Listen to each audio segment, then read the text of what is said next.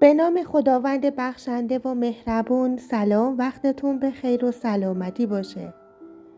2 نکته مهمی که هممون باید یاد بگیریم تا بتونیم بسیاری از چالش هامون، دغدغه هامون، نگرانی هامون رو کنترل کنیم اینه که اول ناراحتیمون رو پیش همه بیان نکنیم. باور کنید ناراحتی ما برای خیلیا موضوع مهمی نیست، ولی با این کار هم خودافشایی میکنیم، هم گاهی اوقات مورد قضاوت غیر منصفانه دیگران قرار میگیریم. دوم، به کسی وابسته نباشیم.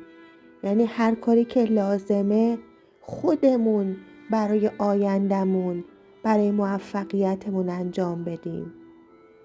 به دیگران منگنه نشیم که گرفتار سهل انگاری اونها بشیم، بلکه ما باید به دیگران دل بسته باشیم و اونها رو دوست داشته باشیم. وابستگی کار دستمون میده، برنامه هامون رو به تعویق میندازه، ما رو خسته و دلزده میکنه. پس اول از همه این که ناراحتیمون رو پیش همه نگیم. دوم، به کسی منگنه نشیم.